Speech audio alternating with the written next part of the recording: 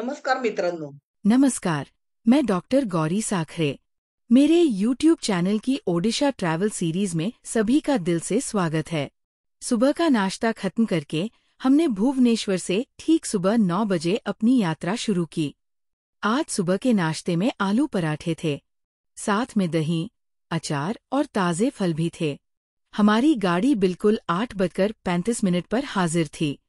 Driver समय को लेकर इतना अनुशासित था कि उसने सुबह 8 बजे ही फोन करके बता दिया कि उसे पहुंचने में 5-7 मिनट की देरी होगी.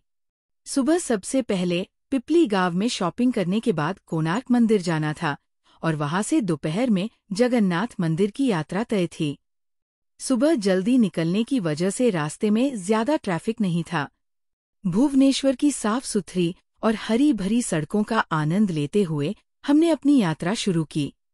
लगभग 9 बजे हम पिपली गांव पहुंचे और वाह, पूरा गांव मानो रंगों और कलाकारी की एक अद्भुत प्रदर्शनी जैसा लग रहा था.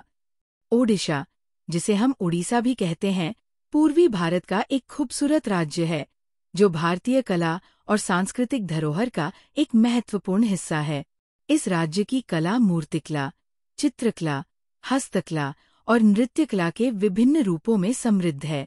ओडिशा की कलाओं की विशेषताओं में मंदिरों की नक्काशी, कोणार्क का सूर्य मंदिर, विभिन्न प्रकार की चित्रकला और लकड़ी पर की जाने वाली कारीगरी प्रमुख रूप से शामिल है. इतिहास में अलग अलग राजाओं के शासनकाल में यहाँ की कला, पारंपरिक हस्तकला, चित्रकला, नक्काशी, नृत्य और संगीत के रूपों में बदलाव हुए, जिससे ओडिशा भारत के सांस्कृतिक और कलात्मक धरोहर में एक समृद्ध राज्य बन गया. ओडिशा की प्रमुख हस्तकलाओं में एप्लिक वर्क, पीतल और कांस्य धातु की कारीगरी, फिलिग्री, चांदी की महीन नक्काशी और पत्थर की नक्काशी शामिल है. ओडिशा के हर कारीगर की कृति में उनके अनोखे हुनर की झलक साफ दिखाई देती है.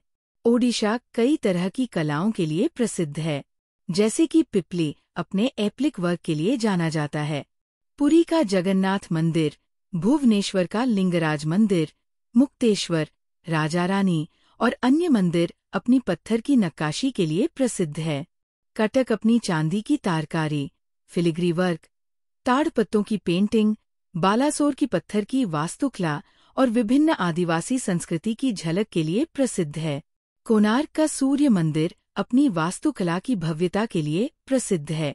वहीं संबलपुरी कपड़ा, विशेष रूप से संबलपुरी साड़ी, अपनी कलात्मक सुंदरता के लिए प्रसिद्ध है. ओडिशा की पारंपरिक चित्रकला को पटचित्र कहा जाता है. इस चित्रकला में धार्मिक और पौराणिक कथाओं को चित्रित किया जाता है. इसमें कपड़े या हाथ से बने कागज पर नैसर्गिक रंगों का उपयोग करके भगवानों और धार्मिक कहानियों के चित्र बनाए जाते हैं. इस कला की खासियत इसकी बारीक डिटेलिंग और रंगों का बेहतरीन संयोजन है. ओडिशा में लकड़ी पर की गई हस्तकला भी प्रसिद्ध है, जिसमें लकड़ी की मूर्तियां, देवी देवताओं की आकृतियां और सजावटी वस्तुएं शामिल हैं. इसे डॉली कला के नाम से जाना जाता है. भुवनेश्वर से लगभग 25 किलोमीटर दूर पिपली गांव ओडिशा के प्रसिद्ध एप्लिक वर्क के लिए जाना जाता है. ये गांव पुरी से लगभग 40 किलोमीटर की दूरी पर स्थित है. पहले के समय में पिपली के कारीगर पुरी के प्रसिद्ध मंदिर में होने वाले उत्सवों के लिए मंडप, बैनर, छतरिया और तिरसा, पंखे बनाते थे. लेकिन जगन्नाथ मंदिर में आने वाले श्रद्धालुओं के माध्यम से इस कला की प्रसिद्धि दूर दूर तक पहुंची, जिससे कारीगरों ने अन्य सजावटी और उपयोगी वस्तुएं बनानी शुरू कर दी. इन सभी वस्तुओं का उपयोग भगवान जगन्नाथ से जुड़े धार्मिक कार्यों में होता था. इसलिए इस कला की उत्पत्ति भी जगन्नाथ संप्रदाय से जुड़ी मानी जाती है। पुरी के राजाओं ने भगवान जगन्नाथ की सेवा के लिए कारीगरों की नियुक्ति की और पिपली गांव बसाया। ये कारीगर विशेष रूप से भगवान जगन्नाथ, बलभद्र और देवी सुभद्रा के रथों को सजाने के लिए वस्त्रों पर सुंदर डिजाइन बनाने में निपुण थे। इस गांव की अर्थव्यवस्था मुख्य रूप से हस्तकला की बिक्री पर निर्भर है। एप्लिक वर्क एक फ्रेंच तकनीक है जिसमें रंगीन कपड़े के टुकड़ों को पशु, पक्षी, फूल, पत्ते, देवी देवता और अन्य आकृतियों में काटकर बड़े कपड़े पर सिल दिया जाता है। ये कला अब एक तरह की कढ़ाई विधि के रूप में विकसित हो गई है, जिसमें छोटे कपड़ों के टुकड़ों, शीशों और अन्य कढ़ाई के तत्वों को बड़े कपड़े पर सिलकर सुंदर आकृतियां बनाई जाती है।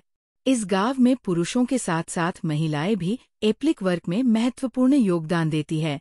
अब सिलाई मशीनों का उपयोग भी किया जाने लगा है, जिससे ये उत्पाद सस्ते हो गए हैं। लेकिन इस गांव के लोग अपनी हस्तनिर्मित कला को बचाने के लिए कड़ी मेहनत कर रहे हैं, क्योंकि यह उनकी परंपरा को जीवित रखने का एक तरीका है।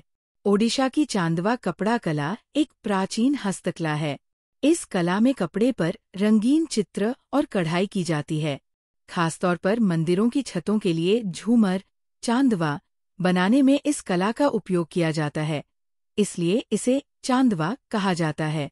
इसमें धार्मिक और सांस्कृतिक दृश्य, देवताओं की मूर्तियां, पौराणिक कहानियां और धार्मिक अनुष्ठानों को चित्रित किया जाता है।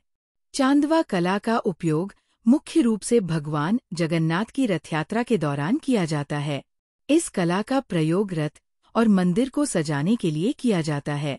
ये कला बहुत ही नाजुक और कलात्मक होती है, जिसमें कई रंगों और विभिन्न आकृतियों का प्रयोग किया जाता है। ओडिशा की पारंपरिक हस्तकला में चांदवा कला को उनकी सांस्कृतिक धरोहर का प्रतीक माना जाता है। दोस्तों, रंगों से भरे और अपनी मेहनत से जीवन को संवारने वाले इस छोटे से पिपली गांव की यात्रा का अनुभव अद्भुत था। यदि आपको कभी अवसर मिले तो इस गांव की कला को देखने और इसे समर्थन देने जरूर जाए।